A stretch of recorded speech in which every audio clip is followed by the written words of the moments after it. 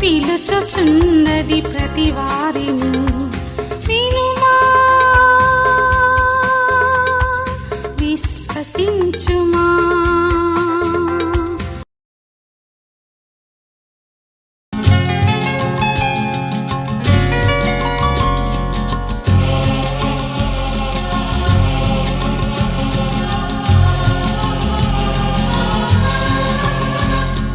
ప్రశ్నించిన ప్రాణమా, ప్రతి ప్రశ్నకు జవాబు యేసుమా. ప్రశ్నించిన ప్రాణమా, ప్రతి ప్రశ్నకు జవాబు యేసుమా. కలత చెందనేలా, కృంగిపోవనేలా, కలత చెందనేలా, కృంగిపోవనేలా. నా దేవుని యందు నీవు నిరీక్షించుమా, నా రక్షణకర్తని సన్నుతించుమా. ప్రశ్నించిన ప్రాణమా,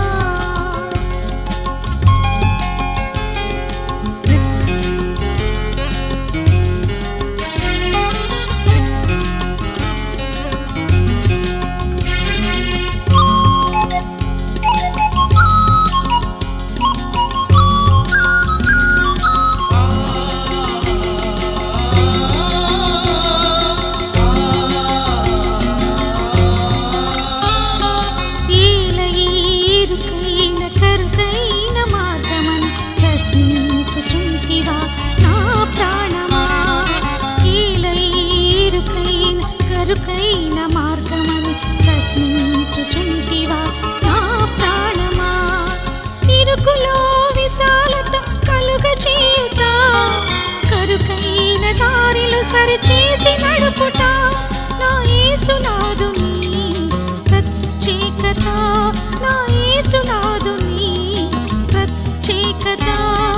కలత చెందనేలా, కృంగిపోవనేలా, కలత చెందనేలా, కృంగిపోవనేలా. నా దేవుని యందు నీవు నిరీక్షించుమా, నా రక్షణకర్తని సన్నుతించుమా. ప్రశ్నించిన ప్రాణమా,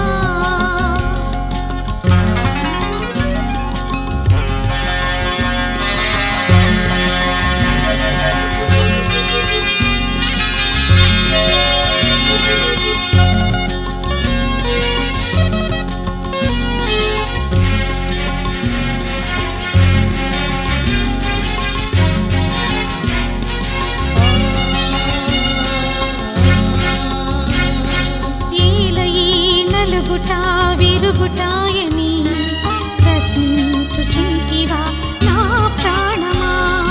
కీలై నలుగుట విరుగుటాయని ప్రశ్నించుచుంటివా నా ప్రాణమా. నలిపి పరిమళింపజేయుట, విరిచి ఆశీర్వదించుట. నా యేసునాథుని ప్రత్యేకత, నా యేసు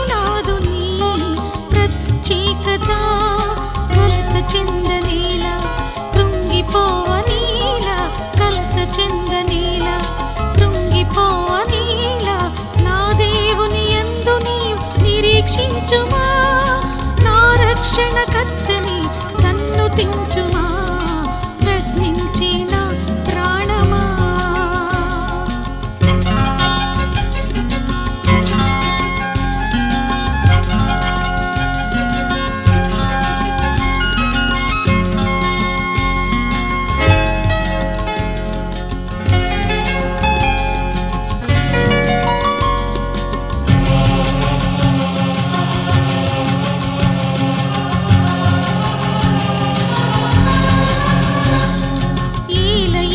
కరువు బరువు శ్రమల కొలిమి అని ప్రశ్నించుచుంటివా నా ప్రాణమా.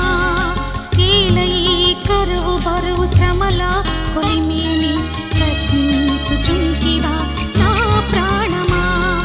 కరువులో సమృద్ధినిచ్చుట, కొలిమిలో శుద్ధీకరించుట, నా యేసునాథుని ప్రత్యేకత, నా యేసునాథుని ప్రత్యేకత.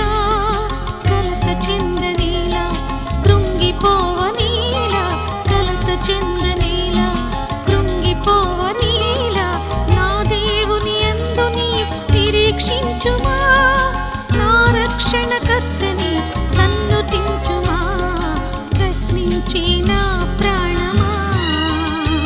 ప్రతి ప్రశ్నకు జవాబు యేసుమా, ప్రశ్నించిన ప్రాణమా. ప్రతి ప్రశ్నకు జవాబు యేసుమా.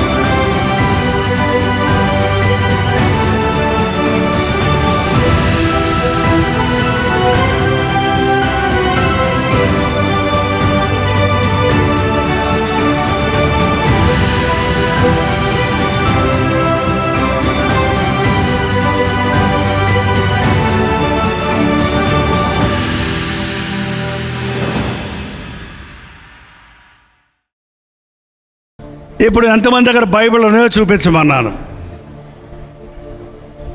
Very good, good people.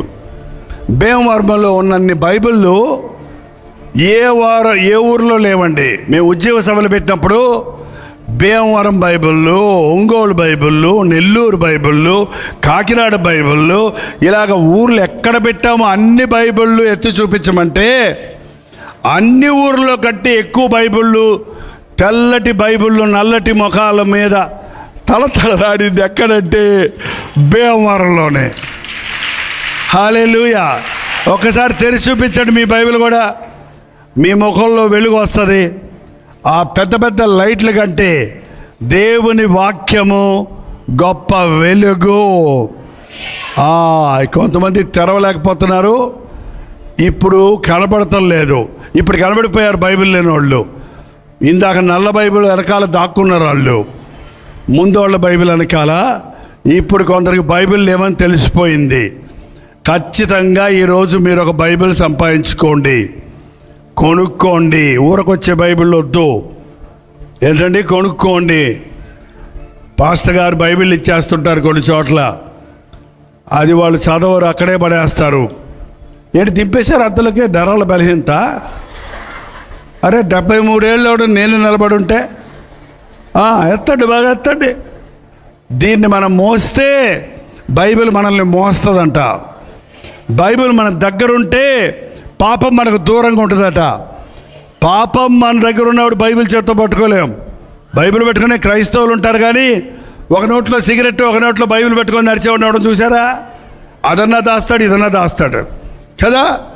పాపము దూరంగా ఉండాలంటే పరిశుద్ధ గ్రంథం మన దగ్గరగా ఉండాలి. రోజు ఏం చేయాలి? దీన్ని చదవాలి.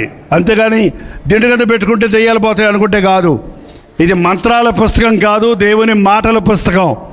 ఏమన్నా ఇందులో దేవుని మాటలు, దేవుడు మాట్లాడతాడు. బైబిల్లో నుండి దేవుడు మనతో మాట్లాడతాడు. అందుకే బైబిల్ చదవాలి. చాలా వందనాలు దింపండి. ఈ రోజుకి అవసరమైన మాట నేను ఒక్క మాట చెప్తాను, రిఫరెన్స్ కూడా చెప్పనైతే. మీ రక్షణ భయముతో వణకుతో కొనసాగించుకొనవలెను. చెప్పండి అందరూ, నా రక్షణ చెప్పండి. నా భయముతో వణకుతో కొనసాగించుకుంటాను. ఎప్పటి వరకు? మరణం వరకు నమ్మకంగా ఉండు, నేను నీకు జీవ కిరీటం ఇస్తాను. యేసు ప్రభువు నమ్ముకోవటం అనేది సీజనల్ భక్తి కాదు. అంటే ఒక సీజన్లో ఒక పండుగ వస్తుంది చూడండి మన దేశంలో, అలాగే ప్రభువుని నమ్ముకోవటం ఒక 40 రోజులు నమ్ముకోవటమో, లేకపోతే వేళాంగని వెళ్ళి వచ్చి ఎంట్రుకలు ఇచ్చి వచ్చే వరకు నమ్ముకోవటమో, అట్లా కాదు భక్తి. లెంట్ దినాల్లో ఉపవాసం ఉండి ఆ 40 రోజులు మాత్రం ఎవరిని తిట్టకుండా, సిగరెట్లు తాగకుండా నిష్టగా ఉండి 40 రోజులు అయిన తర్వాత మళ్ళీ మొత్తం తినని మాంసం అంతా తింటూ తాగని సారాయిలన్నీ మళ్ళీ తాగుతుండేది క్రైస్తవ భక్తి కాదు. ఎవడైనాను క్రీస్తు యేసునందున్న ఎడల వాడు, పైన ఉన్నవాళ్ళైనా కింద ఉన్నవాళ్ళైనా పక్కన ఉన్నవాళ్ళైనా, ఎవడైనాను క్రీస్తునందున్న ఎడల వాడు నూతనమైన సృష్టి, పాతవి గతించెను, సమస్తము కొత్తవాయెను. చూసారా? మీరందరూ మంచి మంచి సాక్ష్యాలు చెప్తున్నారు, మీరందరూ ప్రభువుని నమ్ముకున్నారు. There is no doubt about it, అదిలో సందేహమే లేదు. మీరు ప్రభువుని నమ్ముకున్నారు, ప్రభు మీద ఆశ కలిగి ఉన్నారు, ప్రభు దగ్గర నుంచి అనేక ఆశీర్వాదాలు, దీవెనలు పొందారు. కానీ ఎంతమంది ప్రతిరోజు దేవునితో మాట్లాడుకుంటున్నారు, ప్రతిరోజు మనస్సాక్షిని కాపాడుకుంటున్నారు, ప్రతిరోజు యేసు ప్రభువుడి గురించి ఇతరులకు సాక్ష్యం ఇస్తున్నారు, ప్రతిరోజు మోకాళ్ళలోనే ప్రార్థిస్తున్నారు. ఆదివారం ఆలయానికి వెళ్ళే భక్తి కాదు, అనుదినము ప్రభువుని వెంబడించే భక్తి. ఇంకో పాట ఉంది కదా, అనుక్షణము ఆయన్ని స్తుతించేటువంటి భక్తి. అలాంటి భక్తి ఎంతమందికి ఉంది? కొంతమంది చేయి చూపిస్తున్నారు. ఓకే, మిగిలిన వాళ్ళు కూడా. అలాంటి వ్యక్తి ఎంతమంది కావాలనుకుంటున్నారు వెళ్ళి చెప్పండి. ఏంటి అంత నీరసంగా అయిపోయారు? అప్పుడే ఏం చేస్తామండి? మీరు ఇస్తానంటే వద్దంటామా? కావాలండి. ఇదో యేసయ్య కార్యాలు ఎప్పుడు సగం మనసుతో చేస్తే నాకు భలే చిరాకు. చేస్తే పూర్ణ హృదయంతో చేయాలి, లేకపోతే నోరు మూసుకూరుకోవాలి. అంతేనా? కానీ ఉసూరుమంటూ నీ పూర్ణ హృదయంతో, నీ పూర్ణ బలముతో, నీ పూర్ణ మనసుతో, నీ పూర్ణ వివేకంతో నీ దేవుడైన యెహోవాను ప్రేమించాలి. ఎంతమంది మరణం వరకు యేసు ప్రభు కొరకు నమ్మకమైన సాక్షిగా ఉండాలని నేను ఆశపడుతున్నాను అన్నవారు హల్లెలూయా చెప్పండి చేతుతో.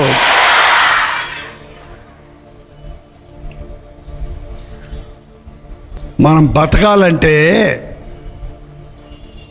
ఒక్కసారి అన్నం తింటే సరిపోద్దా? వారం రోజులు తిని అయిపోతే సరిపోద్దా?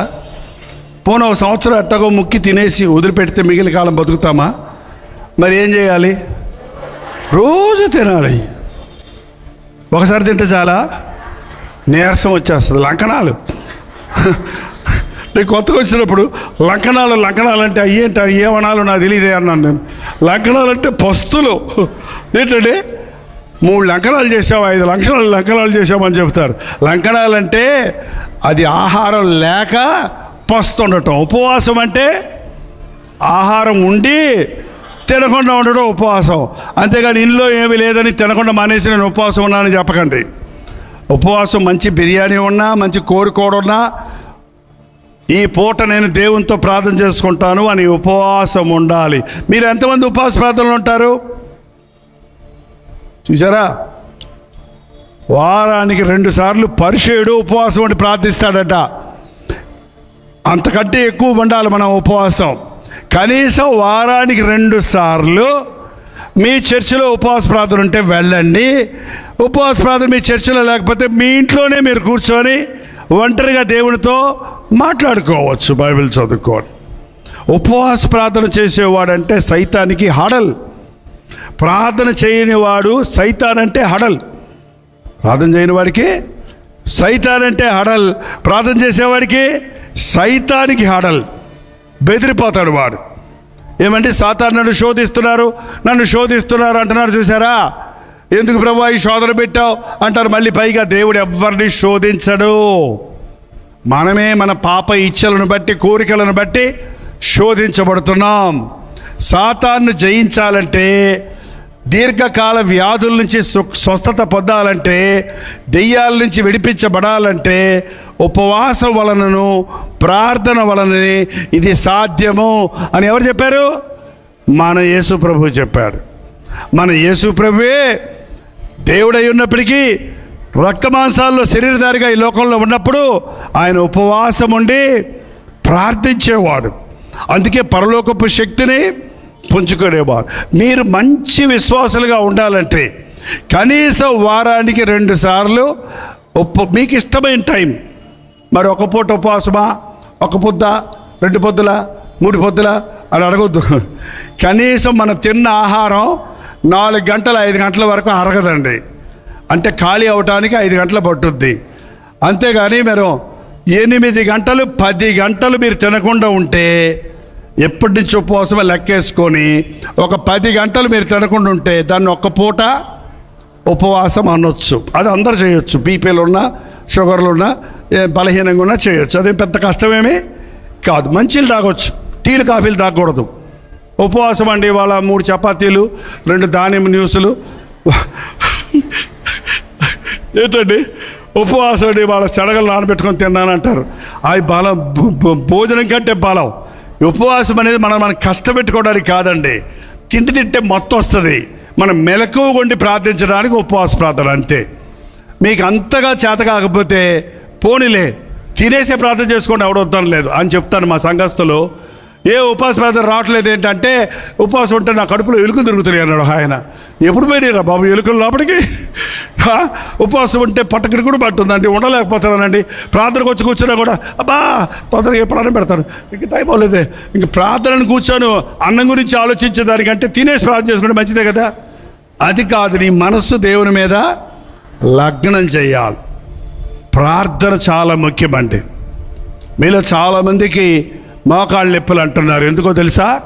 మోకరించి ప్రార్థన చేయను మూలాన. నాకేం మోకాళ్ళ నొప్పులు లేవు, ఎందుకంటే నేను మోకాళ్ళ మీద ఉంటా.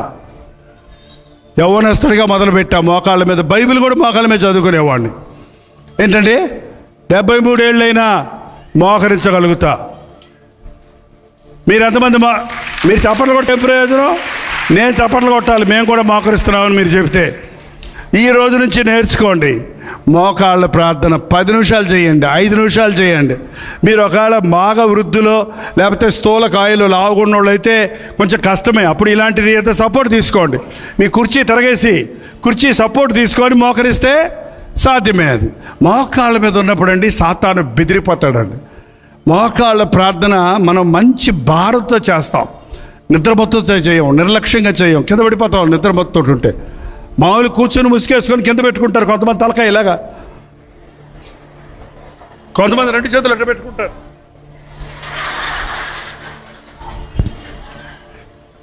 ఏంటండి పైన వాళ్ళు కనపడుతుందా? చక్కగా చేతులు అట్లా పెట్టుకుంటే హాయిగా నిద్ర వచ్చేస్తుంది. కొంతమందికి తలకాయ కింద పెట్టారా ఇంకో లోకానికి వెళ్ళిపోతారు. ఇక అందుకని మెలకువగా ఉండి ప్రార్థన చేయటం ముఖ్యం కాదు, మీరు మెలకువగా ఉండి ప్రార్థన చేయమన్నారు. ప్రార్థన చేసేవాడు సైతాన్ని ఓడిస్తాడండి. సాతాను శోధనలకి లొంగడు. యేసు ప్రభు 40 రాత్రులు 40 పగలు ఏమీ తినకుండా ఉపవాసం ఉండి ప్రార్థించాడు. ప్రార్థించినప్పుడు ప్రార్థన అయిన తర్వాత ఎవరు వచ్చారు? దేవదూతలు వచ్చారా? సాతాను వచ్చింది. ఏమంది? నువ్వు దేవుని కుమారుడు అయితే ఈ రాళ్ళు రొట్టెలుగా చేసుకొని తినే, అసలే ఆకలేస్తుంది. మంచి సలహా ఇచ్చారని గబుక్కన పుష్ అంటే అవ్వవా రాళ్ళు ప్రభు అంటే? అవుతాయి. కానీ తిన్నాడా? ఏమని చెప్పాడు? మనుషుడు రొట్టె వల్ల మాత్రము కాదు, దేవుని నోటి నుండి వచ్చు మాట వలన బ్రతుకుతారు. ఈ బైబిల్ అంతా దేవుని నోటి నుండి వచ్చిన పని ఊపిరట. దేవుడు ఊదాడు. ఆయన మనసు, ఆయన శక్తి, ఆయన ధ్యాస, ఆయన ఆశ బైబిల్లో ఎలా బ్రతకాలని తెలియజేస్తానికి పరిశుద్ధాత్ముడి ద్వారా తెలియజేశాడు. అందుకే అన్నం తినకపోయినా బతకచ్చు, కానీ ఒక క్రైస్తవుడు బైబిల్ చదవకపోతే బతకలేడు, ఆధ్యాత్మికంగా బతకలేడు, స్పిరిచువల్గా బ్రతకలేడు. మోకాళ్ళుని ప్రార్థన చేయటము, రెండోది దేవుని వాక్యాన్ని చదవటం. నేను ఎక్కడికి వెళ్ళి ఇదే నేర్పిస్తున్నాను ఇప్పుడు. ఎందుకంటే మనుషులు వింటానికి అలవాటు పడ్డారే కానీ దేవుడితో మాట్లాడుకోవాలని ఆశ లేదు. దేవుడు కొంతమంది పాస్టర్లతోనే మాట్లాడతారా అని ఎక్కడ ఉందా? నమ్ముట నీ వల్ల అయితే, నువ్వు నమ్మితే నీకే. నీ కుమార్తెకు జ్వరం వచ్చిందనుకో, పాస్టర్ గారు ఇచ్చిన నూనె సీసా కావాలా? మీ ఇంట్లో నూనె సీసా ఉందా? ఇది కొబ్బరి నూనె రాసుకోవడం మానేశారా? ఈ పట్టణాల్లో రాసుకోవట్లేదులేండి ఇప్పుడు, స్టైల్ అంట. కొబ్బరి నూనె రాస్తే మీ ఇంట్లో ఉన్న బాటిల్ తీసుకొని నువ్వు నీ బిడ్డకి ప్రార్థన చేసి, ప్రభా నా తప్పులుంటే క్షమించు, నా బిడ్డను స్వస్థపరచు, నీ నామంలో నమ్ముతానని నువ్వు నూనె రాసి సిలువ వేసి ప్రార్థన చేస్తే నీ బిడ్డను దేవుడు వెంటనే స్వస్థపరుస్తాడు. పాస్టర్ గారు ఇచ్చే నూనెైనా, నీ ఇంట్లో ఉన్న నూనెైనా, నూనెలో ఏమీ లేదు. ఎందులో ఉంది శక్తి? యేసయ్య నామములో శక్తి ఉంది. కాబట్టి యేసు ప్రభు నామంలో నువ్వు మోకరించి ప్రార్థిస్తే నీకు స్వస్థత కలుగుతుంది. దేవుని వాక్యాన్ని పఠిస్తే నీ విశ్వాసం వృద్ధి చెందుతుంది. మళ్ళీ ఏమన్నాడు సాతాను? అపవాది రెండోసారి ఏం శోధించాడు? నేత్రాశ, శరీరాశ. నేత్రాశ కొండ మీద తీసుకెళ్ళి పట్టణాలన్నీ చూపించి ఎంత అందంగా ఉంటాయో. విమానం దిగుతున్నప్పుడు విజయవాడ పట్టణం కూడా దగదగదగదగా అంటుంటాయి. నైట్ దిగుతున్నప్పుడు లైట్లు. ముంబై లాంటి పట్టణాలు అయితే పెద్దగా దగదగదగా అంటుంటాయి. అన్ని దేశాలు, అన్ని పట్టణాలు చూపించి నువ్వు నాకు మొక్కు, ఇవన్నీ నీకు ఇచ్చేస్తాడన్నాడంట. ఏంటంటే అదే కదా ఇవాళ మనుషులు చేసేది. డబ్బుకు కక్కుర్తిపడి ఏదైనా చేయడానికి సిద్ధమే.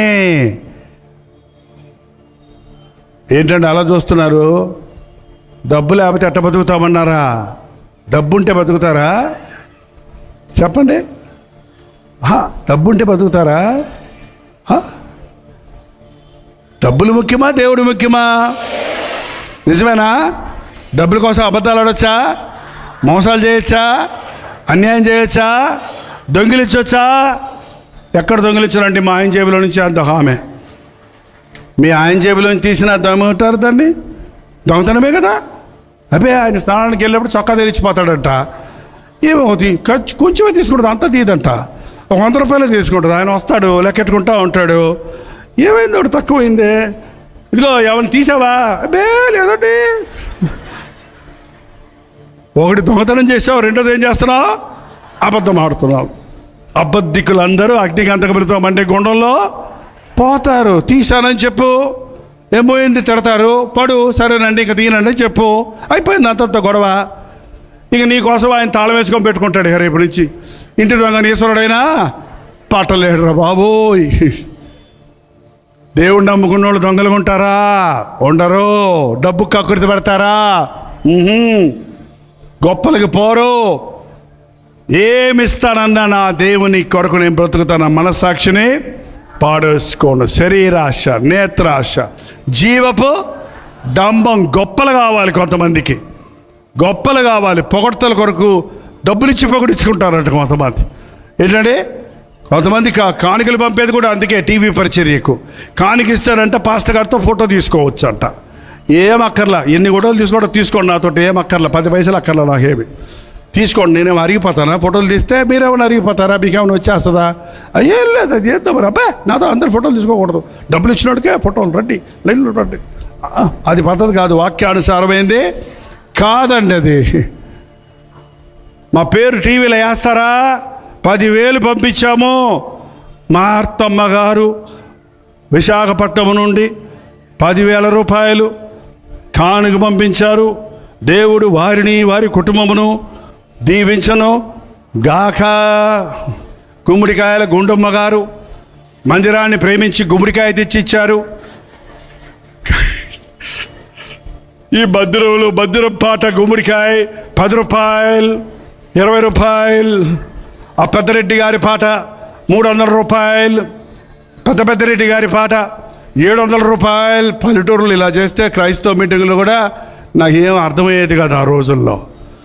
ఎవరి కోసం అండి? దేవుడికి ఇచ్చింది కుడి చేత్తో ఇచ్చింది, ఎడవ చేతకి తెలియకుండా. నువ్వు ఇచ్చేది దేవుడికి, నీకు ప్రతిఫలం ఇచ్చేవాడు మనుషుడు కాదు. మనుషుడిస్తే ఎంత ఇస్తాడు? పొగుడుతాడు అంతే. దేవుడిస్తే నీ దశమ భాగములు కానుకలు నా మందిరంలో తీసురండి, ఆకాశపు తూములను విప్పి ఎంత పట్టజాలనంత విస్తారమైన దీవెనల మీద కొమ్మరిస్తాను. ఇప్పుడు కూడా పంచుతున్నారండి. స్తుతికోటం పెట్టి శనగపప్పు బెల్లం ప్లేట్లో పెట్టి పంచుతున్నారా? మానేశారు. ఇప్పుడు మీరు కూడా గొప్పలు అయిపోయారు. మరి నేను పల్లెటూరులో సేవ చేసినప్పుడు స్తుతికోటం పెట్టుకుంటే పళ్ళు నిండా బురుగులు, మరమరాలు, లేకపోతే శనగపప్పు బెల్లం తెచ్చి అందరికి పంచుతారనమాట. వాళ్ళు ప్లేట్ తీసి తీసుకో అంటారు, గుప్పిలతో తీసుకుంటుంటారు. ఓ చిన్నపిల్ల దగ్గరకు వచ్చి సంగపతి గారు తీసుకో అమ్మా అంటే, లేదు తాత నువ్వు ఇయ్యందంట. ఎందుకు? పాప ఆ పిల్ల చెయ్యి ఎంతే ఉంది, తీసుకుంటే ఇన్నే వస్తాయి, ఈయనెత్తే ఇన్ని వస్తాయి. ఏంటంటే మనకి దేవుడిస్తే మన చేతితో తీసుకుంటే ఇంతే మన చెయ్యి. దేవుని చెయ్యి ఎంత ఉందండి? రక్షింపనేరకుండానట్లు ఆయన హస్తము కొరచకాలేదు. గుప్పిలి విప్పితేనంట భూలోకంలో ఉన్న సమస్త జీవులు తృప్తి చెందుతాయంటే ఎంత పెద్ద గుప్పిలి. ఆయన ఇస్తే అది ఒకటిచ్చేవాడు కాదు. సొలొమోను అడిగాడు, ఏం కావాలి నీకు అంటే, డబ్బులు ఇయ్యానుంటే డబ్బులే ఉండేమోడికి. కానీ ఏమడిగాడు ఆయన? నాకు జ్ఞానం దయచేయమంటే దేవుడు ఏమన్నాడు? నువ్వు అడగకపోయినను నేను ఐశ్వర్యమును ఘనతను నీ శత్రువుల నీ చేతికి నేను నీలాంటి వాడు ఇంకొకడు ఉండడు పో అంతగా దీవించేశాడు. ఆ దేవుడేనా మన దేవుడు? మరి మీకెందుకు లేవు? ఎప్పుడు చూసినా లేదు లేదు లేదు అంటారు ఎందుకు? ఇవాళ పొద్దున్న లేచి మీ ఇంట్లో ఎన్నిసార్లు లేదనే మాట వాడారండి? బియ్యం ఉన్నాయా? లేవు. గ్యాసు అయిపోయింది. పంచదార నిండుకుంది. మన భాష ఏంటంటే అయ్యి లేవు అంటారు. నిండుకుంది. అయ్యా అబ్బాయి ఆ బియ్యం నిండుకున్నాయి తీసుకురా అంది. ఏంది బియ్యం నిండుకుంటే మళ్ళీ తీసుకురావడం ఎందుకన్నాను నేను. అంటే బియ్యం అయిపోయినాయి అన్నమాట. ఏంటంటే అది చూడండి, మీరు పశ్చిమ గోదావరిలో నెగిటివ్ మాట్లాడరు ఇంతకుముందు. ఇప్పుడు మీరు కూడా అన్ని ఊర్లో అయిపోయారండి. ఎందుకంటే అన్ని ఊర్లో వచ్చేసారు కదా. మీ అబ్బాయిలందరూ వేరే వేరే దేశాలకు వెళ్ళిపోయారు కదా. దుబాయ్ వెళ్ళిపోయారు. దుబాయ్ నుంచి చాలామంది మాట్లాడుతుంటారు నాతోటి. కువైట్ నుంచి మాట్లాడుతుంటారు. మీరు ఎవరు అంటే మా అమ్మగారు పెడుతుంటే మా అబ్బాయి డబ్బులు పంపిస్తాడండి. వాడు తాగేస్తున్నాడు అండి, చదువుకోవడం పాప కష్టపడి డబ్బులు పంపిస్తాడు. ఇక్కడ ఏం చేస్తున్నాడు? తాగేస్తున్నాడు. మా ఆయనగారు అక్కడే ఉన్నాడండి, నేను డబ్బులు పంపించేస్తున్నాడు, చెట్ల ప్యాకెట్లో మొత్తం పడుకొట్టేసుకుంటాడండి. ఆమెమో గుడ్డలు బాదుకొని ఎడుతుంటే ఈయనేమో కష్టం తెచ్చిన జీతం. ఎంత తప్పండిది? తప్పేనా కదా? పురుషుడు భార్యను పోషించాలి, కుటుంబాన్ని పోషించాలి. ఈరోజు చూడండి, మనుషుడు డబ్బు కోసం కకృతి పడుతున్నాడు, కానీ దేవుడు అన్నీ ఇస్తాడు. నీ ఇంట్లో అన్నీ ఉన్నాయా?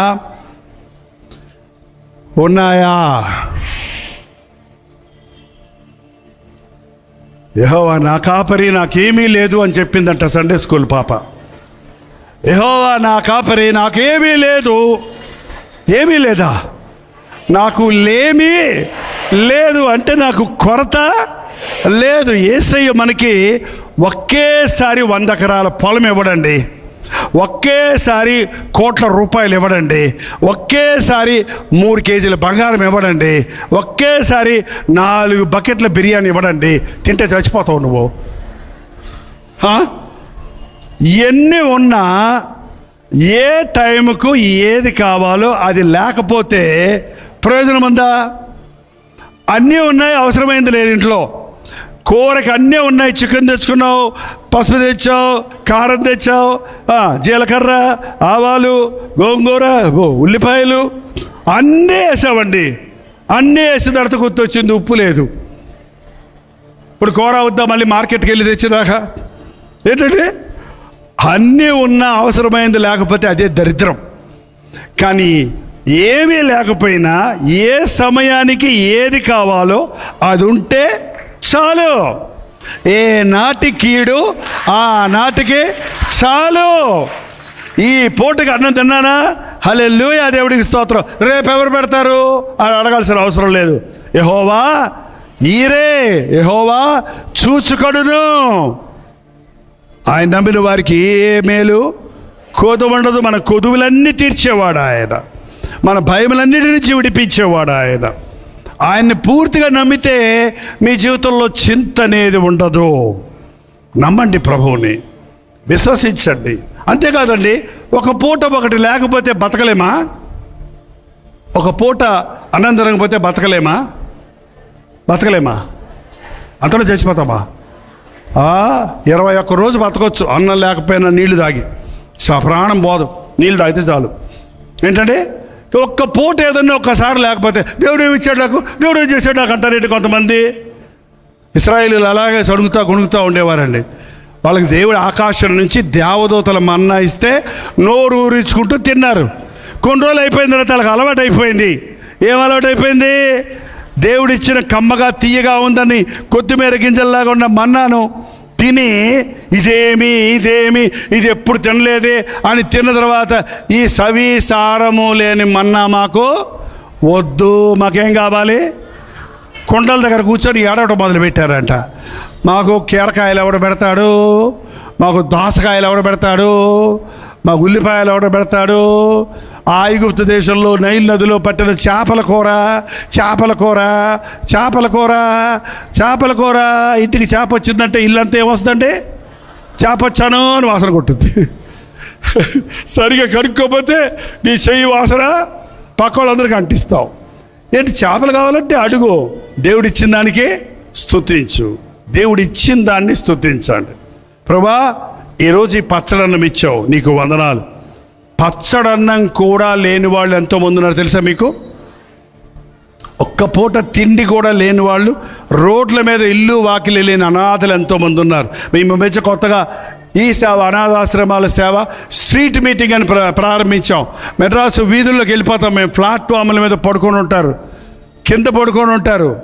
ఆ లుంగి పంచో ఆ చీర అట్ట పట్టేసుకొని పొట్టలన్నీ లొట్టలడిపోయి ముసలోళ్ళు చాలామంది, పడుచోళ్ళు కూడా కొంతమంది. వాళ్ళు చూస్తే మరి అన్నం ప్యాకెట్ తీసుకెళ్ళి బాబు అన్నం తిన్నావా అంటే తినలేదయ్యా అంటే వాడు తింటుంటే చూసి ఎంత సంతోషం అవుద్దంటే, ఎంతమంది అలా ఉన్నారో. యేసయ్య నిన్ను దీవిస్తాడు అని మమ్మల్ని దీవిస్తారు వాళ్ళు అన్నం పెడితే. ఏంటంటే మనం అన్నం గురించి ఆలోచించుకుంటున్నాం, కానీ అన్నం లేని వారు ఎంతరో ఉన్నారు. మీరు అన్నం తినేటప్పుడు ప్రార్థన చేసుకుంటారా? తొందరగా చెప్పండి, తొందరగా ముగిస్తాను. అప్పుడు కొంతమంది సరిగ్గా చెప్పటం లేదు, అంటున్నారు కొంతమంది. ఏంటది చేసుకుంటారు అంతేనా? అదే ప్రార్థన ఏంటండి?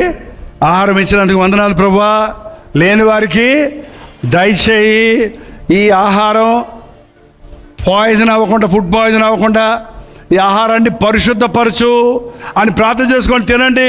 కుళ్ళిపోయిన సద్దన్నమైన జలుబు రాదు, దగ్గు రాదు. ప్రార్థన చేసుకోకుండా జొమాటోలో ఆర్డర్ ఇచ్చుకొని తినండి. అది మీరు కూడా ఉంది ఆ జొమాటో వ్యవహారంలో. అబ్బో, వాడు ఏమేం కలుపుతాడో తెలియదు అందులో. అది తింటున్నారు.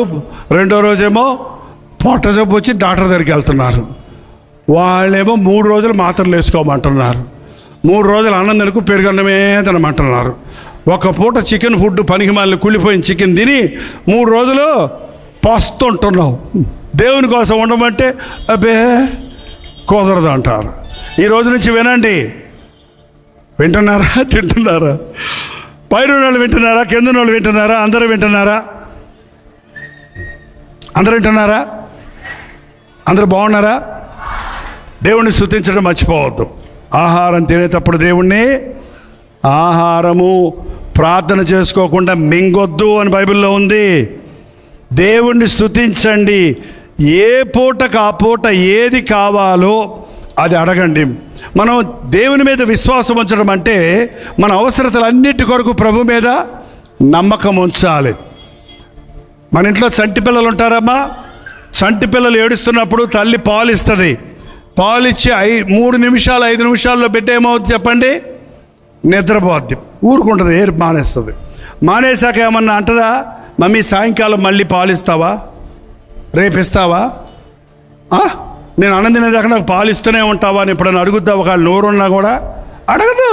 మా అమ్మ ఇస్తుంది, తన రక్తాన్ని పాలగా మార్చి నాకు ఇస్తుంది అని తల్లిని బిడ్డ నమ్మినట్టు నా ప్రభువు రక్తం చిందించి నా అవసరతలన్నీ తీర్చడానికి, నా శాపములన్నీ కొట్టివేయటానికి ఈ లోకంలోనికి వచ్చిన ప్రభువు నన్ను రక్తమిచ్చినంతగా ప్రేమించిన నా పరమ తండ్రి, నా పరమ తల్లి. తల్లి అయిన మరచును కానీ నేను నిన్ను మరవనన్నాడు. తల్లి ఎందుకు మర్చిపోద్దులే అనుకుంటున్నాం మనం కదా. ఇవాళ ఎంతమంది తల్లులు, ఆమె ఆటోలో కూర్చొని చంటి పిల్లని తీసుకెళ్ళి ఆటోలో కూర్చొని ఫోన్లో మాట్లాడుకుంటూ బిడ్డను వదిలిపెట్టేసి మాట్లాడుకుంటూ వెళ్ళిపోయిందంట ఆటో దిగి. అరే సెల్ ఫోన్ బిడ్డ అయిపోయింది. ఇప్పుడు బిడ్డల్ని పక్కన పడేస్తున్నారు, సెల్ని గుండెల మీద వేసుకుంటున్నారు. ఎంత భయంకరం చూసారా? అందుకే తల్లులైనా మర్చిపోతారు, తండ్రులైనా మర్చిపోతాడు, నరులెల్లరూ మనల్ని విడిచిపెడతారు, కానీ నిన్ను విడవను, నిన్ను ఎడబాయను. 53 సంవత్సరాల నుండి యేసయ్యను నమ్ముకొని మా అమ్మని నాన్నని 4 చెల్లెళ్ళు 3 తమ్ముళ్ళు అన్నీ వదిలిపెట్టి, సొంతిల్లు వదిలిపెట్టి, చదువు వదిలిపెట్టి, ఏమవుద్దో తెలియకుండా ఒక్క పెట్టి పట్టుకొని మెడ్రాస్ నుంచి కాకినాడ వెళ్ళిపోయానండి.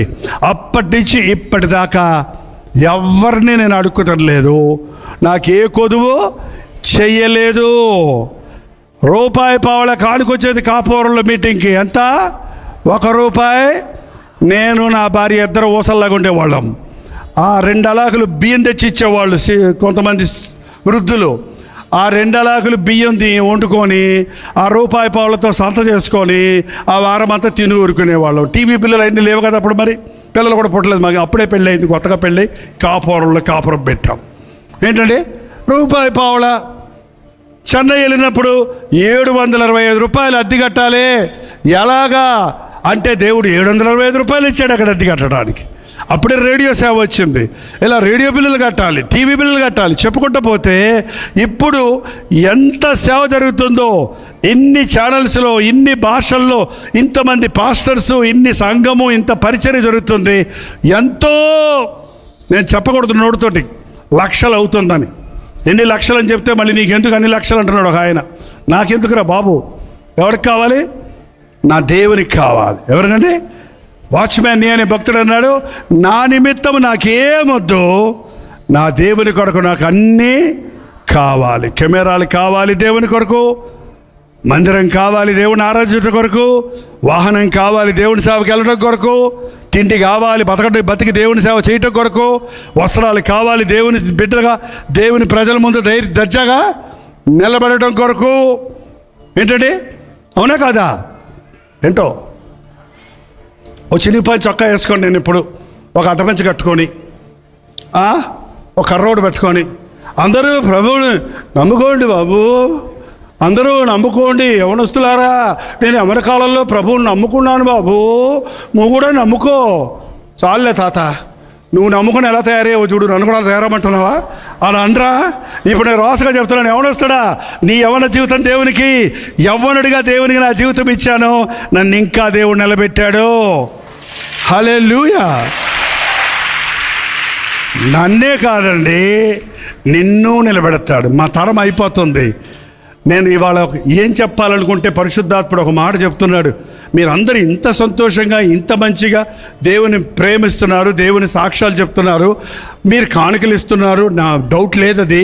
ఇలాంటి మందిరాలు ఇలా కట్టగలుగుతున్నారంటే అది అసాధ్యం, ఇచ్చేవాళ్ళు లేకపోతే.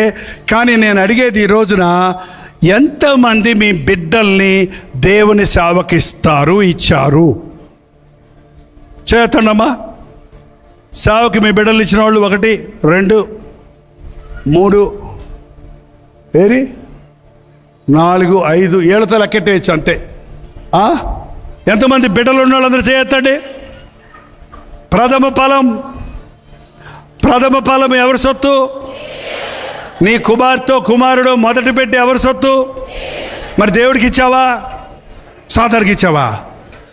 సాతానికి ఇస్తే వాడు తాగుబోతాడు అయిపోతున్నాడు. సాతానికి ఇస్తే వాళ్ళు ఏమైపోతున్నారంటే రోగాల పాలైపోతున్నారు. యవనస్తులు దేవుని చేతికి అప్పగించుకోకుండా వారి జీవితాన్ని సాతానికి అప్పచెప్తే 30 ఏళ్ళకి ముసలోళ్ళు అయిపోతున్నారు. బీపీలు, షుగర్లు, హార్ట్ అటాక్లు 40 ఏళ్ళకి చచ్చిపోతున్నారు. ఏంటంటే దేవుని చేతుల్లో పెట్టండి మీ బిడ్డల్ని. జబదయి కుమారుల తల్లి తన 2 కుమారులు తీసుకొచ్చి ఏమని అడిగింది? ఒక ఆయన్ని బిషప్ని చేయి, ఒక ఆయన్ని పాస్టర్ చేయమని అడిగిందా? ఈ నా కుమారులిద్దరూ నీ రాజ్యంలో, నీ కుడి పక్కన ఒకడు, ఎడం పక్కన ఒకడు, నా దేవుని రాజ్యంలో నా బిడ్డలు గొప్పవాళ్ళు అవ్వాలి. నాకు వచ్చిన 3 బిడ్డలు దేవునికి ఇచ్చేసాం. వారికి ఇచ్చిన 3 కుమార్తెలు దేవుణ్ణి ఎరిగిన వారు, దేవుణ్ణి ప్రేమించిన వారు. వారికి ఇచ్చిన 3 భార్యలు నా కుమార్తెలే కోడళ్ళు అన్నాం మేము. ఏంటండి? వాళ్ళు దేవుణ్ణి ఎరిగి దేవుని సేవ చేస్తున్నారు. ఎవరు ఉద్యోగం చేయట్లేదు మా ఇంట్లో, ఎవరు ఉద్యోగం చేయట్లేదు. ఎట్ట బతుకుతున్నారంటే మీకే అమెరికా డబ్బు వస్తుంది అంటారు. అమెరికా డబ్బులు ఎక్కడ ఉన్నాయండి? పనికిమాల డబ్బులు, గబ్బు డబ్బులు. ఏం డబ్బులు? $1 కూడా అమెరికా డబ్బులు మనకి రావు. మనకి వచ్చేటట్టు మార్గం మేము పెట్టుకోవాలా. మన బ్యాంకులో ఎవరైనా మన తెలుగు వాళ్ళు అక్కడికి వెళ్ళి డబ్బులు పంపించాలన్నా బ్యాంక్ వాళ్ళు అక్కడే రిటర్న్ చేస్తారు. ఎందుకంటే మేము ఏదో అంటారు ఎన్ఆర్సీ ఏదో అంటే ఆ భాష రాదు నాకు అసలుగా. డాలర్లు తెచ్చుకోవాల్సిన అవసరం లేదు. స్వదేశ సేవ స్వదేశ కానుకలతోనే జరగాలి. అయినా కానుకలు ఇచ్చేది మీరా దేవుడా? దేవుని చిత్తములో చేసిన సేవకు దేవుని సహాయం తక్కువ కాదు. చూడండి, ఎంత చెట్టుకో అంత గాలి. నీకు ₹1.25 సేవ చేయగలిగాను, 725 రూపాయలతో సేవ చేయగలిగాను, 7,000 రూపాయలు, 70,000 రూపాయలు, 7 లక్షలు సేవ అయినప్పుడు అంతా ఇస్తున్నాడు. నువ్వు సేవ మానేస్తే మిగులుతుంది అనుకుంటే మిగలవు. ఒక టీవీ ప్రోగ్రాం మానేద్దామని ఒక వారం మానేసి చూసాం. ఏంటి మా మూవీస్లు ఇస్తున్నాం, మళ్ళీ 7 గంటలకి, మళ్ళీ 8 గంటలకి, తిన్నది అరక్కమందే మళ్ళీ కుక్కుతా ఉంటే ఎందుకనుకని మానేద్దామంటే మానేసి చూస్తే డబ్బులు మిగల్లా. అంటే నువ్వు చేస్తే నేను ఇస్తా, అదే దేవుని పద్ధతి.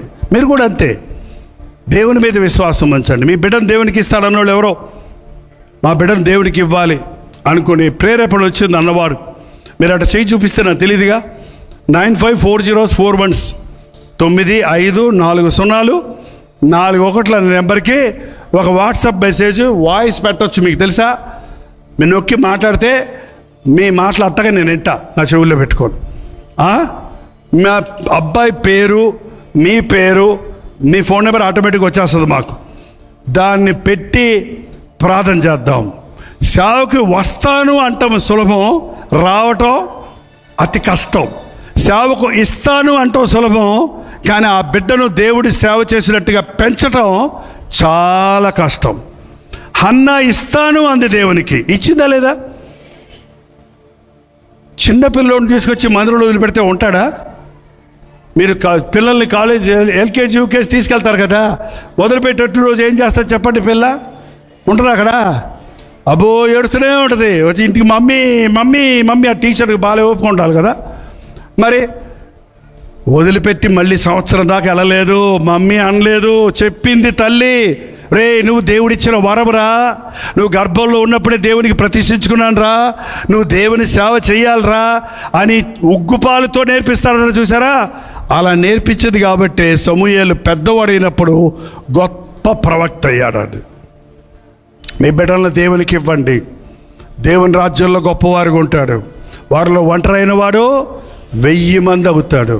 మా నాన్న నన్ను డాక్టర్ చదివించాలనుకున్నాడు. ఎంబీబీఎస్ చదవడానికి రంగరాయ మెడికల్ కాలేజీలో కాకినాడలో జాయిన్ అవ్వడానికి సిద్ధంగా ఉన్నాను. నేనేమో సినిమా యాక్టర్ అవ్వాలనుకునేవాడిని, పిచ్చోడిని. అప్పుడప్పుడు జ్యోతిష్కుడి దగ్గరికి వెళ్ళి నేను యాక్టర్ అవుతానా డాక్టర్ని అవుతానా, మా నాన్న డాక్టర్ అంటున్నాడు, నేను యాక్టర్ అవుతాను అనుకుంటా. నువ్వేమి కావు పో అన్నాడు. హల్లెలూయా. ఆయన తెలియదు నేను పాస్టర్ని అవుతానని. యాక్టర్ కాదు డాక్టర్ కాదు, నువ్వు పాస్టర్ అవ్వమన్నాడు దేవుడు. అంటే మారు మనసు పొందిన వెంటనే మా నాన్న అన్నాడు, ప్రథమ ఫలము దేవుని సొత్తు. నేను ప్రార్థన చేసుకున్నాను.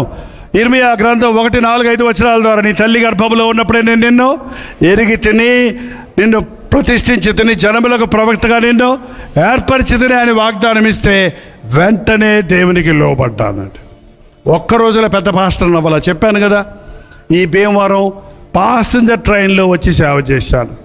బైక్ మీద వచ్చి, ఈ బైక్ అంటే లోనా లాంటి బైక్, చిన్న బైక్ ఉంటాయే, బైక్లో తడుకు నుంచి ఎన్నోసార్లు వచ్చాను. చిన్న రైల్లో ప్రయాణం చేసి ఎక్కడికన్నా మీటింగ్కి వెళ్తే కింద న్యూస్ పేపర్ వేసుకొని, టికెట్ లేక, ఆ సీట్ లేక అక్కడ న్యూస్ పేపర్ మీద పడుకొని ట్రావెల్ చేశాను. బస్సుల్లో ఒంటి కాలు మీద నిలబడి ఖమ్మం నుండి విజయవాడ దాకా, కొత్తగూడెం మీటింగ్కి వెళ్ళి ఆ ఖమ్మం నుండి విజయవాడ దాకా ఇట్టా ఏంటి రంబాడీలో వాళ్ళ సేవ చేయడానికి వెళ్ళాం. అవన్నీ తట్టుకున్నాను కాబట్టే నిలబడ్డా. ఈ సేవ నేను చేయలేని పోయినుంటే ఈరోజు జైపాల్ అడ్రస్ ఉండేది కాదు. ఏడా జైపాలు ఏమో ఎటుపోయాడు ఎవడు తెలుసు. ఏంటంటే దేవుడు విడువక ప్రేమించేవాడు, మనం ఆయన్ని విడువక వెంబడించాలి. ఆ మాట అందరూ చెప్పండి నాతోటి. అబ్బే వినలేదు, నాకు తెలిసింది. దేవుడు విడువక ప్రేమించేవాడు, మనం ఆయన్ని విడువక వెంబడించాలి. మరోసారి చెప్పండి, అందరు గట్టిగా చెప్పండి. మీలో చాలామందికి బ్యాటరీ అయిపోయింది, పాపం ఒంటికి అంటించి కూర్చున్నారు కదా. ఈ మాట ఒక్కటి మనసులో పడేసుకోండి, దేవుడు విడువక ప్రేమించువాడు కాబట్టి నేను ఆయనను విడువక వెంబడిస్తాను. నా వెంబడి రండి, మీకు బంగారం ఇస్తానన్నాడా ప్రభు, మీకు మందిరాలు కట్టిస్తానన్నాడా ప్రభు, మీకు డబ్బులు ఇస్తానన్నాడా ప్రభు, ఏం చేయమని? నా వెంబడి రండి, నేను మిమ్మల్ని మనుష్యులను పట్టు జాలరులుగా చేస్తాను. నన్ను అడుగుము అన్నాడు ఒకరోజు. ప్రభా బిల్లులు కట్టాలి ప్రభా, సాయం చేయి ప్రభా అంటే డబ్బులు ఇస్తాడు అనుకున్నాను నేను. నన్ను అడుగుము, జనములను నీకు స్వాస్థ్యముగా ఇస్తాను అన్నాడు. డబ్బులు ఇవ్వడంటే ఏమిస్తాడంట? మరి జనం వస్తే ఏం చేస్తారు? డబ్బులు జరుగు దేవుడి దగ్గరికి ఊరికే పోకూడదనే మాట మీకు బాగా తెలుసు కదా. సో ఆటోమేటిక్గా ఎప్పుడైతే సేవలో ఎక్కువ మంది వాక్యం విని మేలు పొందుతున్నారో, ఎక్కువ మంది వారి కానుకలు విరాళాలు పంపడం వలన ఎక్కువ సేవ జరుగుతూనే ఉంది. చూసారా, దేవుడు మనకి ఆత్మల్ని ఇస్తాడు. దేవుడు ఆత్మలు అనేవి ఒక గొప్ప వరం అండి. డబ్బు వాళ్ళు ఉంటుంది పోద్దండి. ఒక మనిషి మనకు తోడున్నప్పుడు కలిగే ఆదరణ, మనకు ఉన్నటువంటి ధైర్యం, మనకున్న సహాయం డబ్బులతో డబ్బును తీసుకొని డబ్బు నీతో మాట్లాడితే ఏంటది? ఎవడన్నా చచ్చిపోతానంటే డబ్బులు ఇచ్చి ఆడమంటారంట, అందరూ బాగోదంటారని. డబ్బుల కోసం ఏడ్చేవాళ్ళు డబ్బులు ఇచ్చి నవ్వండ్రా, కొట్టండ్రా, చప్పట్లు అంటే కొడతారంట. చర్చిల్లో కూడానండి ఓ పాస్టర్ గారు ఎప్పుడు 10 మందిని తీసుకెళ్తాడంటే తీసుకెళ్ళి కూర్చోబెట్టుకుంటాడంట ముందే. నేను అల్లు చెప్పినప్పుడు మీరు అందరూ అల్లు చెప్పండి అయ్యా, అప్పుడే మిగిలిన వాళ్ళు చెప్తారు. వీళ్ళు చెప్తుంటే చెప్పడం లేదు, మీరు చెప్పకుండా చెప్పేస్తున్నారు వాళ్ళు ఈ రోజుల్లో అంటే వీళ్ళన్నిటికీ అంటారంటండి. ఒక ఆయన నిద్రపోతున్నాడంట. ఈ పాస్టర్ గారు చూసి ఆయన ముఖం చూడగానే పాస్టర్ గారి ప్రసంగం ఆగిపోతుందంట. ఆయన ఏం చేశాడంటే, నాయనా నీకు 10 రూపాయలు ఇస్తాను రా బాబు, మీటింగ్ ముందు నా ముందు కూర్చొని నిద్రపోకు, నీకు మీటింగ్ ఆగి 10 రూపాయలు ఇస్తాను అంటే సరేనన్నాడటండి.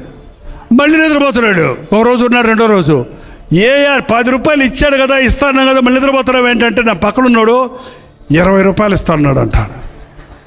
ఏంటండి? అయ్యయ్యో,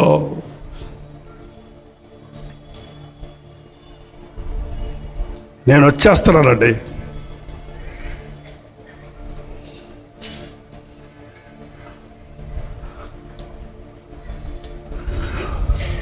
ఈరోజు ఉదయం ఇక్కడి నుంచి ఇప్పటి వరకు మా జీవితాల్లో మాకు అవసరమైన మాటలు విన్నాము, దేవుని సన్నిధిని అనుభవించాము అని చెప్పగలరమ్మా?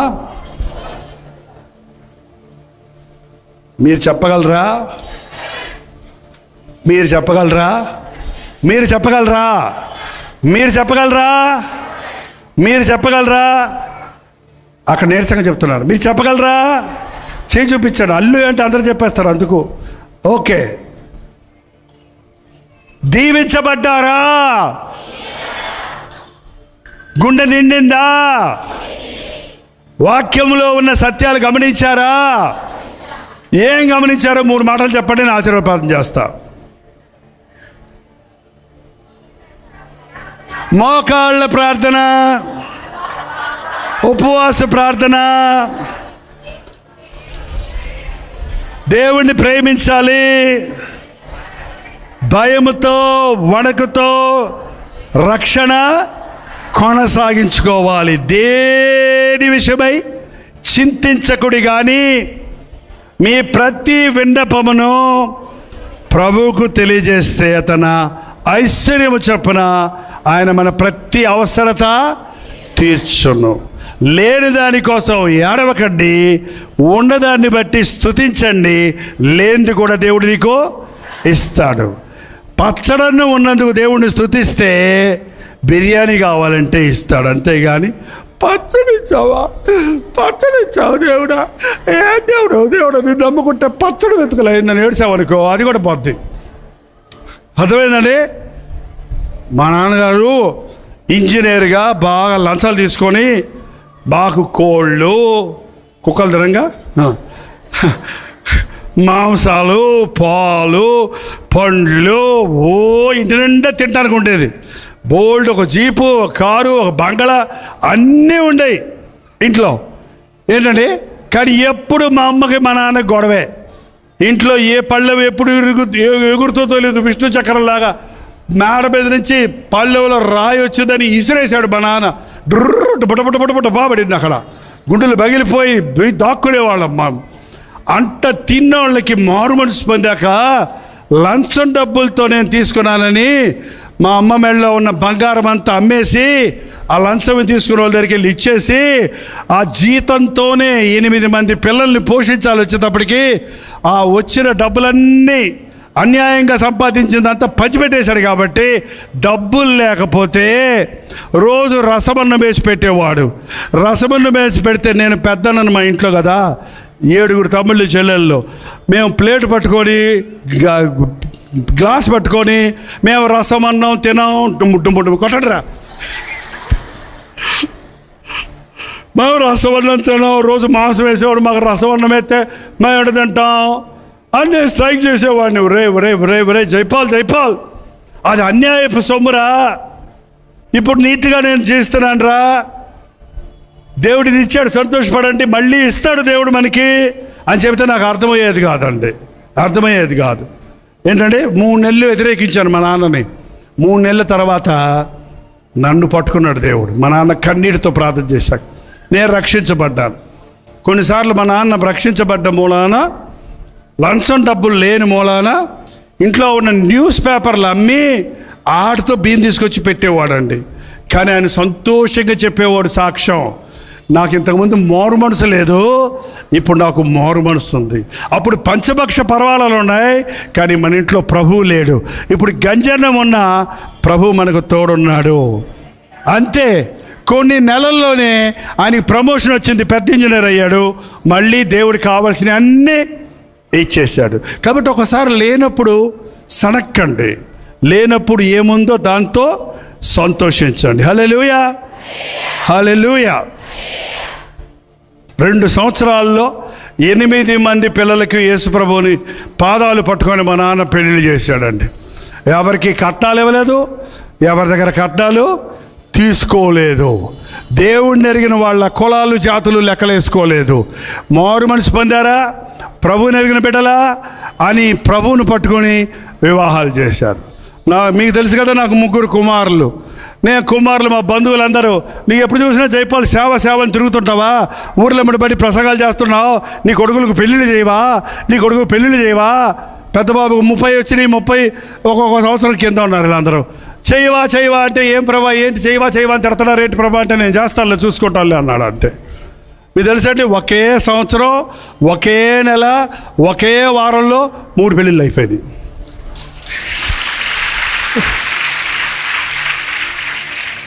అప్పు చేయలేదు, వాళ్ళ కాళ్ళలో కాళ్ళు పట్టుకోలేదు, పొలాలు తలకాలు పెట్టలేదు. ఏముంది, మా పొలాలు లేవులేండి ముందు సంగతి. దేవుణ్ణి నమ్మిన వాడికి ఏ మేలు. ఇవాళంతా మీరు ఒక ప్రామిస్ చేస్తే నేను ముగిస్తున్నా. 34వ కీర్తన ఇంటికి వెళ్ళి చదవాలి. చెప్పండి, చదివి నాకు వాట్సాప్ పెట్టాలి, లేకపోతే ఎప్పుడు భీమవరం రాను. అంతేకాదు, మీ ఊర్లన్నీ మా దగ్గర ఉన్నాయి. మీ ఊర్లో ఏ ఊర్లకి రా, మీ పేర్లు ఉన్నాయి, ఊర్లో ఉన్నాయి నా దగ్గర. నేను పట్టుకెళ్తున్నా మెడ్రాస్కి. మీ ఫోటోలు కూడా ఉన్నాయి. వచ్చినప్పుడు ఫోటోలు తీశారా లేదా? తీశారు కదా. మిమ్మల్ని అందరినీ నేను చెన్నై ఎక్కించుకెళ్తాను, టికెట్ అక్కర్లా. కాబట్టి నాకు ఒక్కసారి చూశారంటే ఎన్ని లక్షల మంది జనం ఉన్నా గుర్తుపట్టేయగలనండి. దేవుడు ఆ కృపనిచ్చాడు. ఏంటంటే, మన పిల్లల్ని 10 ఏళ్ళు అయిన తర్వాత చూసినా మనం గుర్తుపట్టగలమా లేదా?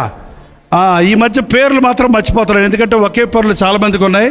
నా బుర్రలో చాలా పనులు ఉన్నాయి, అందుకని మర్చిపోతారు. వయసు వచ్చింది కదా, వయసు అయినప్పుడు కొంచెం పేరు మర్చిపోతుంటాం. కానీ మనిషిని మాత్రం, మనిషిని పేరు పోలిన పేరు ఉంటుంది, కానీ మనిషిని పోలిన మనిషి ఉండడు. దేవుడు ప్రత్యేకంగా చేసుకున్నాడు నిండం. కాబట్టి ఈరోజు 34వ కీర్తన ఇంటికి వెళ్ళి చదవండి. మీకు ధైర్యం వస్తుంది, విశ్వాసం వస్తుంది, మీరు ఆధ్యాత్మికంగా బలపడతారు. ప్రమాదాల్లో, కొదువుల్లో, కష్టాల్లో ఏం చెయ్యాలి, శ్రమలు వచ్చినప్పుడు అనేది మీకు సరైన సమాధానాలు దొరుకుతాయి. హల్లెలూయా. ఇప్పుడు లేచి నిలబడితే ప్రార్థన చేద్దామండి. పైన ఉన్నవారు, ఈ పక్కన ఉన్నవారు, ప్రతి ఒక్కరు లేచి నిలబడండి. మీరు వచ్చినప్పుడు చెప్పినట్టు ఒక్కసారి అందరూ మనస్ఫూర్తిగా హల్లెలూయా చెప్పండి.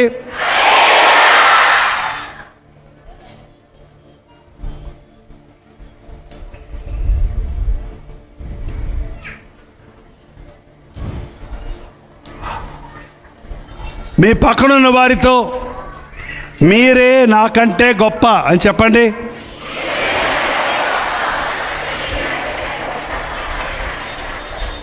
మీ పక్కనున్న వాళ్ళు మీకంటే గొప్ప అయితే మీరు ముందెళ్ళండి, నేను వెనకాల వస్తాను అంటారు.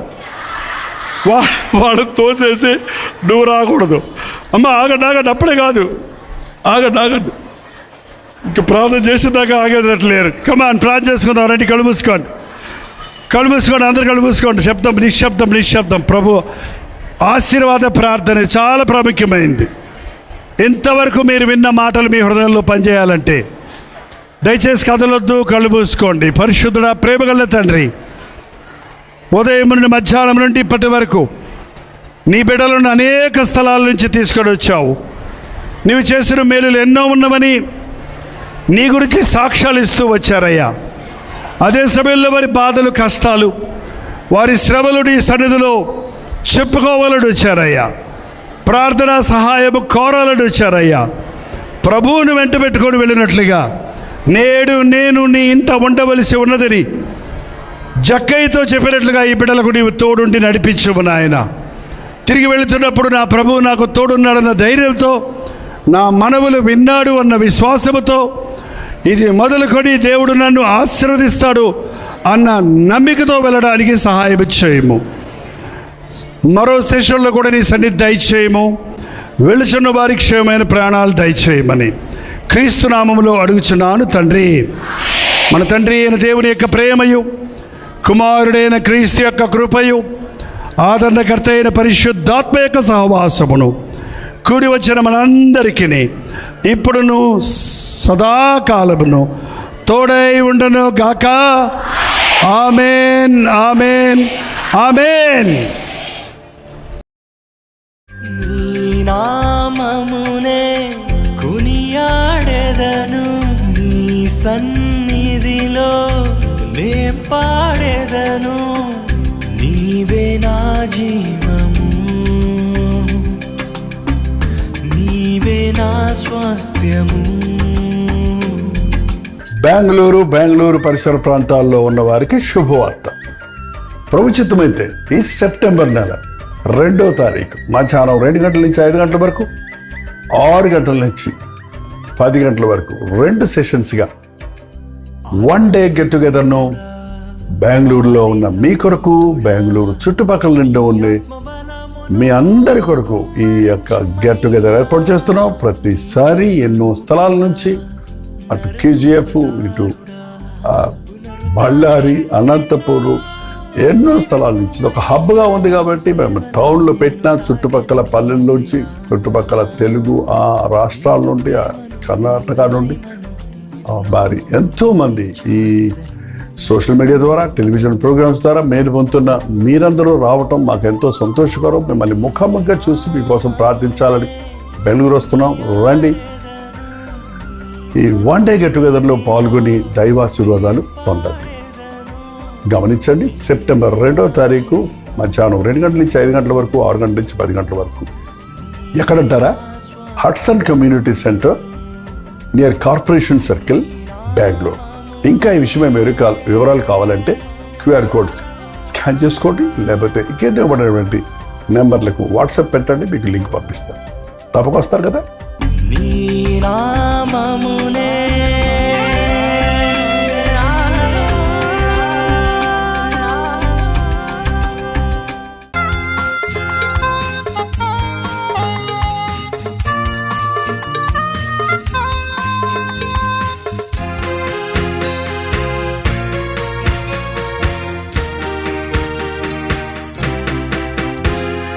బ్రతుకు భారమై నిరాధారమై నిరాశతో నిండిన వారికి ఇది నిరీక్షణ ధ్వని. బ్రతుకు భారమై నిరాధారమై నిరాశతో నిండిన వారికి ఇది నిరీక్షణ ధ్వని. నలిగిన హృదయముల బలపరచి ధ్వని, నలిగిన హృదయముల బలపరచి ధ్వని. దుఃఖితులెల్లరికీ ఇది ఆదరణ ధ్వని.